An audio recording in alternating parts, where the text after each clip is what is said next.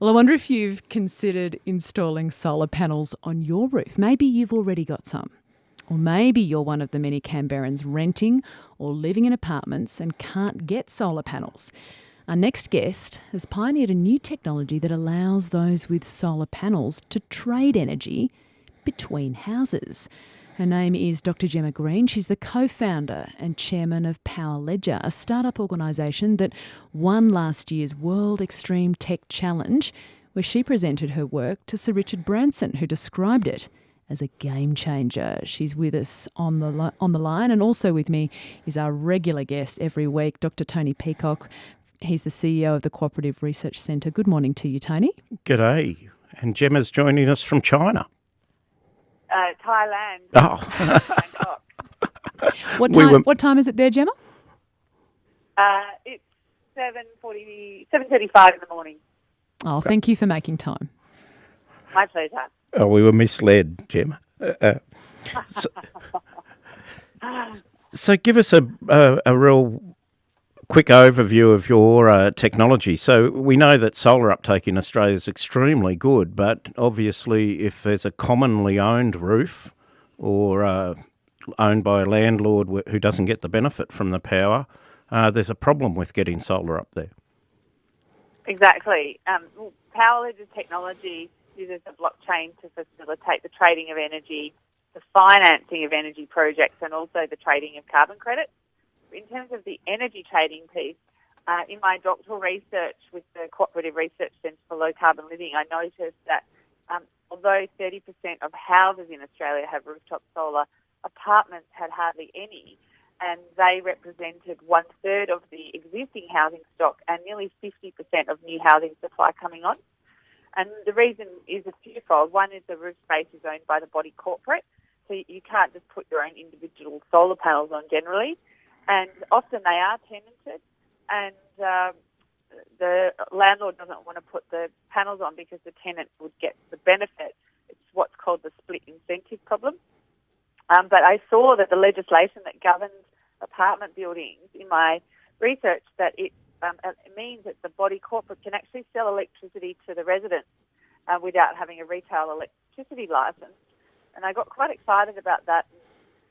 Set about designing a solar and battery system for an apartment building in Perth in concert with Landcorp, and I couldn't find software that would create this trading environment inside the apartments. And then by chance, a former banking colleague of mine from my banking days introduced me to two guys in Perth that were into the blockchain, and they came to my house when I just had my first child about 7 weeks earlier.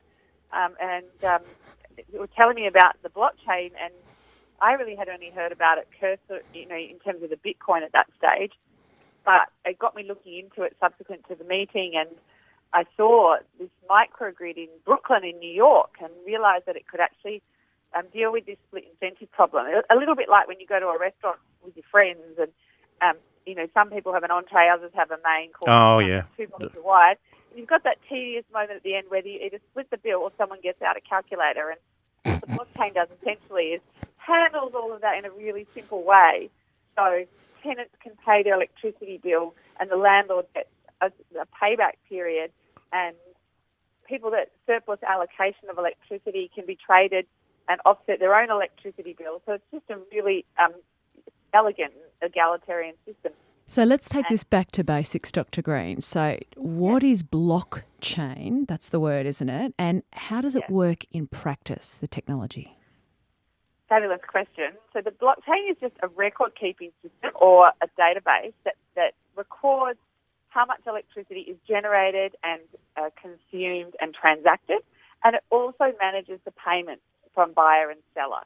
And actually on the blockchain, on the database, the record of the transaction is the payment. And what that means is that you actually pay as you consume, as opposed to every 2 or 3 months, which means that you can actually monetize your investment in solar faster. And I think that's another aspect of it. It's a record-keeping system that no one is in control of, that everyone can trust, and it makes a more efficient marketplace. So how widespread is blockchain at the moment in Australia and even in Canberra? Well, I think that it's very nascent. It's not scaled up really, except in a few sectors you're starting to see. It's been trialled on the Australian Stock Exchange and in financial markets. It's being used a lot. And in gaming and gambling, you're seeing more of it. But it's actually being trialled across pretty much every sector you can imagine at small scale across the world right now. And we're just starting to see the inflection point where projects are going from proof of concept to scale. And I'm in Thailand right now because we've got a project in Bangkok, which is just under 1 megawatt of solar on an apartment building, shopping centre, hospital and school trading in Bangkok. But in the next quarter, 4 more megawatts will be added to that and a further 12 megawatts the following quarter. And I think that's reflective of what you're seeing in the space across other sectors that are testing the blockchain. The proof of concept and commercial trials are starting to work, so you're starting to see commercialisation of the technology beginning to manifest. So, Jemma, does it mean, and maybe you could give us an example of where it's starting to work in some of your trials, does it mean that somebody can say, well, I can afford to put a set of solar panels on that school or on that apartment block, and then you're distributing, that I get payback on my investment while the school or the apartment users all use the electricity and they're buying it off me and they're getting it a bit cheaper and they're getting green energy. So it's a sort of, it sounds like a win-win type situation that you're enabling to happen that just doesn't occur at the moment.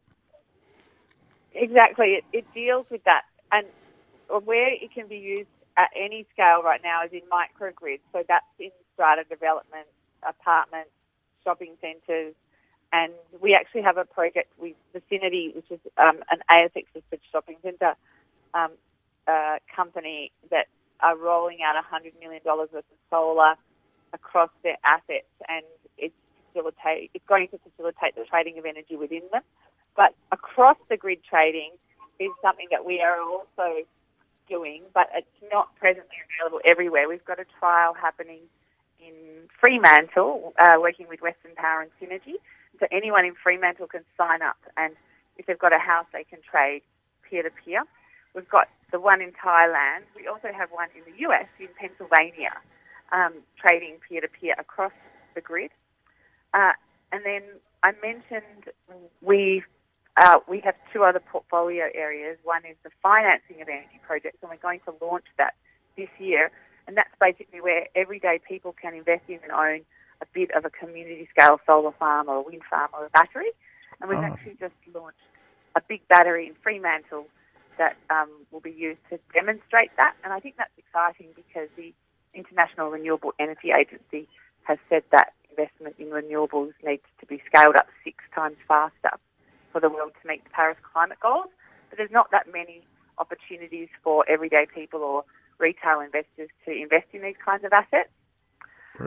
But using the blockchain blockchain becomes the asset register. So you fractionalise the asset on the blockchain, and so you know that your record of ownership is absolutely yours, and it means that it can actually be easily tradable, which makes investments more attractive overall. And then the third area is carbon markets, and we've got one project in California right now working with Silicon Valley Power that's actually just successfully completed, and that's around automating the process to get carbon credits issued.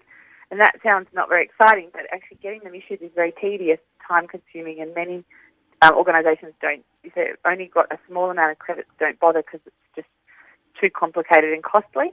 But we're using the blockchain to automate that process and connecting to smart meters to measure how much electricity is being generated off an electric vehicle charging station. So I think that there's widespread applications of the blockchain in energy and carbon, and we're starting to see those projects demonstrate the real value. You're listening to Dr. Jemma Green. She's the co-founder and the chairman of Power Ledger. She's describing blockchain here on ABC Radio Canberra with me, Adrieene. Francis, with us, of course, is regular commentator Dr. Tony Peacock, the CEO of the Cooperative Research Centre. Dr. Green, do you have individual and institutional investors in blockchain here in the ACT or Southern New South Wales? we may have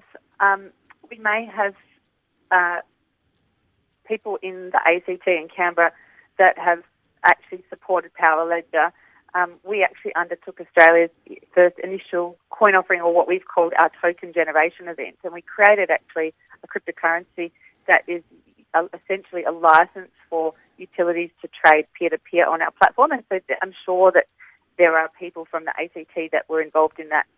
But more generally, actually, Australians are one of the biggest investors and the fastest growing country for interest in the blockchain and cryptocurrency. And so I think that there's a lot of young people that are very interested in this technology and see it as game-changing. And Dr. Green, do you have any sort of evidence of lower cost energy and also less carbon as a direct result of this work? Yes, absolutely. So in my PhD research project is in Fremantle in White Gum Valley, and it's a 3-apartment house. And then since then we've rolled that out to 2 other apartments within that same development, and the residents at Evermore, I think, are now in credit for many of their electricity bills. And the development, we just launched the big battery, and we'll have 36 houses that will be trading with each other via the battery, and it's estimated their electricity bills will be half as much as the average person in Perth. So we're really excited. I think, especially with strata developments, often the developers will have to do things like upgrade substations and transformers to put that many people on the network. But instead of doing that, if they put in batteries, they can actually create a more sustainable development and avoid the need to augment the network. And we know that consumers want to buy solar because we're seeing that reflected in the amount of rooftop solar there is in freehold houses. But I think this technology means that it's likely to increase the uptake in other types of housing like apartments and strata development. Just fantastic. So tell us about the Extreme Tech Challenge that you won. That's a worldwide competition? It is, yeah. So in October last year, my husband and myself and my 3-year-old and my 3-month-old baby travelled to the Caribbean, which was about 44 hours flying and 4 flights to Necker Island. I was there for about 6 days, and on the last day there was the pitch to Sir Richard Branson with the 2 other finalists. And, I was practicing non-stop in the lead-up to it to remember my 7-minute pitch and managed to do that. I was very nervous, but, Sir Richard Branson was leading the judging panel, and he awarded us the Global Crown. And, in his he was very, very nice. We were talking about the Paris climate goals, and he said that he was actually at the Paris climate talks and was really excited about our technology and the potential for it to make a meaningful contribution to those goals. After the following morning at breakfast, he came and gave me a copy of his book and autographed it and said, dear Gemma, may you power the world. So I was pretty chuffed about that. What an experience. Gemma, what's next for you? Well, Power Ledger in 2018 has done a lot of proof of concept projects. So we've got one in Japan, in Osaka, working with KEPCO, in Thailand I mentioned, and whatnot. And this year is really that inflection point to add users and kilowatt hours to the platform and carbon to the platform. So it's about scaling the technology now that we've demonstrated that it works and it can integrate into different countries and markets and regulations and settings. So it's really about demonstrating the full power of using the blockchain as opposed to just a regular database. So we'll be launching a virtual power plant project on the east coast of Australia in the next few months.